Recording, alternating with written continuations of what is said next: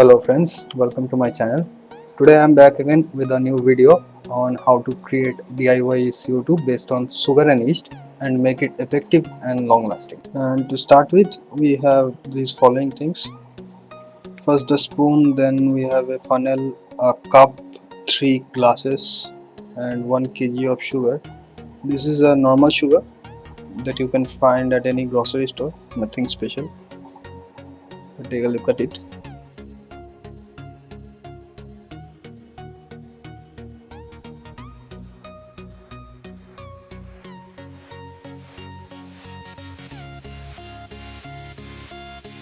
Then we have a bottle and a cap with a pipe. This is the old one I had, and this is the yeast and baking soda in the background. By the way, this yeast is not that good. I will be showing you later that this brand of not the brand, this product is not particularly good for the purpose we are using it for. Now we will take the 3 glasses together and divide the sugar with the help of the glasses. That is like we will pour the sugar into the glass in equal parts. That way we will be getting 3 equal rough portions of the sugar by volume or by weight. It will be more or less similar. I have checked it earlier with the weighing scale, that when you divide it by volume, the weight also gets divided into nearly equal parts, so there is no need for weighing scale if you don't have one. But if you have a kitchen weighing scale, yeah, you can go ahead and use that, not an issue.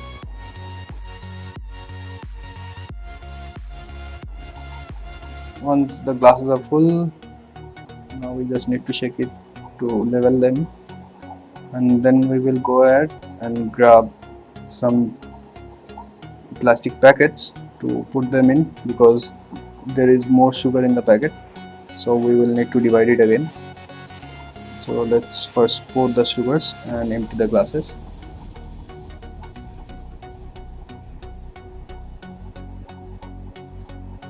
And in the meantime, you can also keep your sugar in the plastic packets so that you can use them for next refills. That way you can keep them with you. And by the way, you need to pack them, means you need to seal them off using a rubber band or something.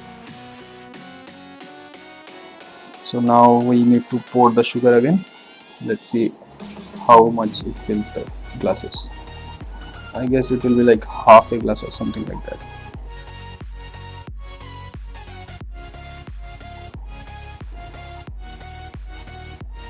I'm just trying to show you guys that the levels are approximately equal. So we have now divided 1 kilo sugar in 3 parts. For the glasses it will be like 310 to 350, anything anywhere in between. So we do not need to bother about like 20 grams or 30 grams. It's fine, since that won't be much of a variable here. For 20 grams it won't be a big deal. So now the priming process for the yeast. We will use 3 or 4 teaspoons of sugar here, or 2 tablespoons sugar approximately, and mix it with the hot water, and we pour the rest of the sugar into a 2-liter cold drinks bottle. I would prefer a cold drinks bottle here because they can withstand greater pressures than any water bottles, like the commercial water bottles that come like any Kinley or Bisley or whatever. So I would prefer to go with the cold drinks bottles. The bottles that contain the carbonated drinks, they are any day better than those plastic bottles.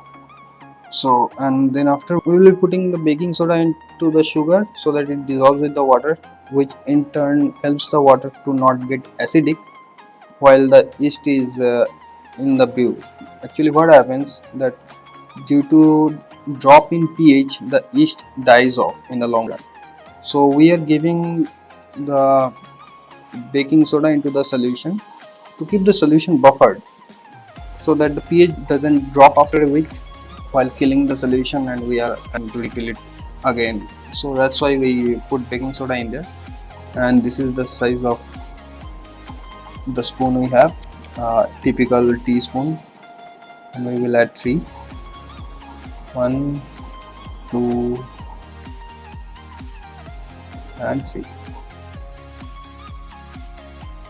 Now we will be filling up water into the bottle, like 1.5 liters. You can use any water. Better to use water that is on the basic side. Try not putting RO water because it doesn't come with natural buffers.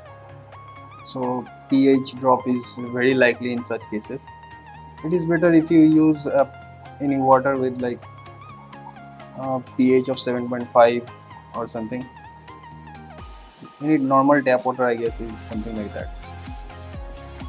If you ask me in terms of kH, I would suggest like 12, 14, 20, whatever.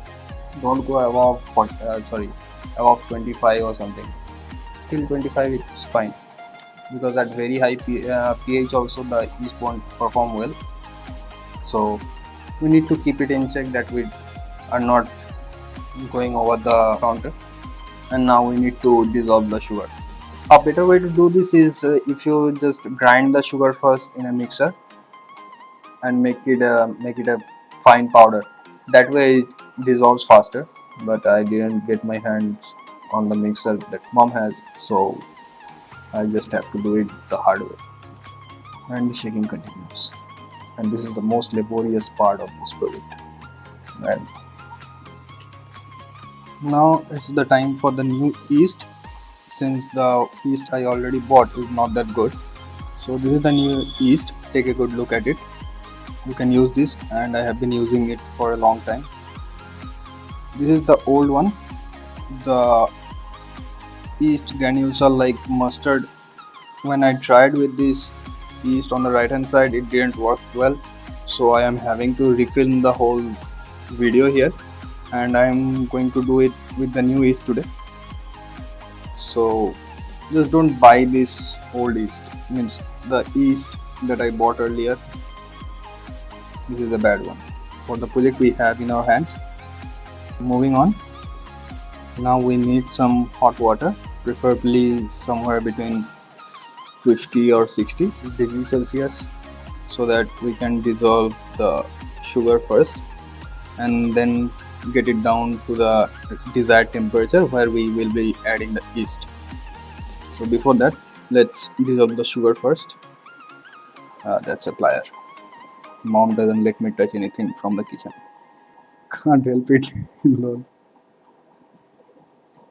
And a thermometer that we need, because we will need to keep the temperature of the solution, of the sugar solution, to be at 40, because to charge dry yeast we need 40 degrees or 104 Fahrenheit. At that temperature they get charged, I think, or get back to life from coma the best. So we need to maintain this temperature while we dissolve the yeast into the solution. So just marking it for the video purpose, so that it is easy for you guys to observe the temperature. So let's dissolve the sugar now. The cup is also a rejected one. As you can see, the handles are gone. As I told, my mom doesn't let me touch anything from the kitchen, so I have to manage these stuffs that are thrown away, and I use them for the hobby. And since there is quite some sugar in the water, so it might take some time to dissolve.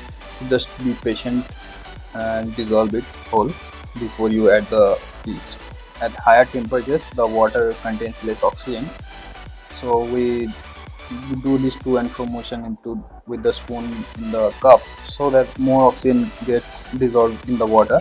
This will in turn help the yeast to charge faster, because they also need oxygen to begin with. And now let's dip the thermometer and check the temperature that we need to know. The temperature seems to be a little lower than 40, so we will dip the cup into the container on the right, that is containing the hot water, to get the temperature a little high up to 40.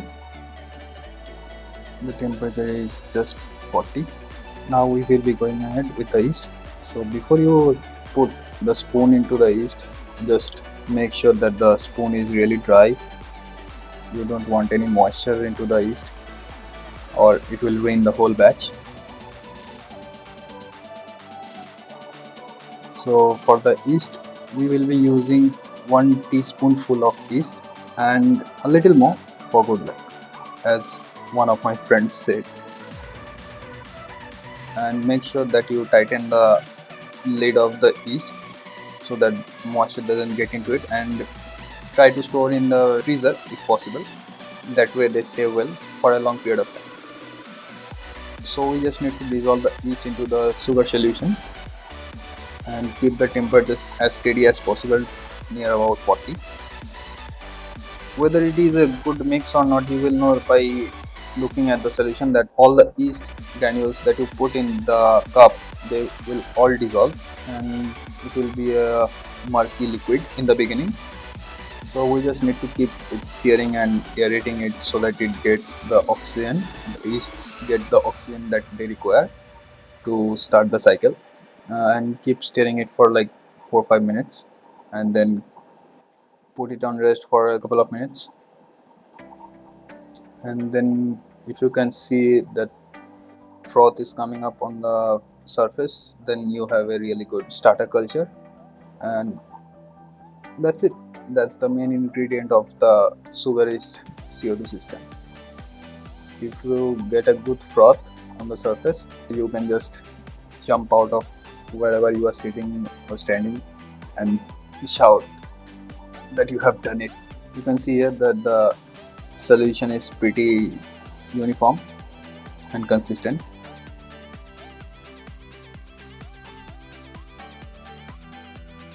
Now you can see there is a little froth already came up in just like 40-45 seconds. So now I will let it sit for some time before I come and disturb it again to aerate it. Just aerating it a bit before I let it sit for like 3 minutes and come back and see how is it doing.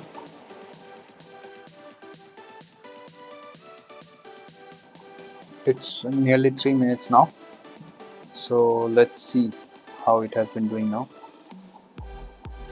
So this is the surface of the starter culture, and as you can see there is a good layer of froth on the surface, which indicates that this starter culture is a success. So we are done for the starter culture. You can just keep it aerating for a couple of more times and keep it there, but what you now need to do is just to let it sit, and so that the temperature of the starter culture and the sugar solution in the bottle is the same, and then only you can add the two together. So now I will pour some sugar solution into the glass to check its temperature so that I can validate it with the starter culture and wait for it accordingly till the time the starter culture's temperature is same as of the temperature of the sugar solution. It seems the temperature has come to the same degrees now, so we will just go ahead and mix the starter culture into the bottle using a funnel. It's convenient. And now we will fill the water into the bottle to little higher, and we will be keeping the water level just below the outlet pipe. Then we need to mix the solution well into the water so that it becomes homogeneous. And now we can put the cap onto the bottle and keep it like that for like next 8 hours. So this is the next morning, and now you can see that the bubble rate is really high. It's nearly 1 bps. So I guess this is pretty nice for a small tank of like 1 feet cube or something. So go ahead, give it a try, and I hope that your plants will love it. Do let me know after you try it that if it was a success, or if you faced any problems, do let me know in the comment section below. I will try to answer your queries as much as possible. So thank you for watching. Have a great time. Have a happy planted time and bye bye.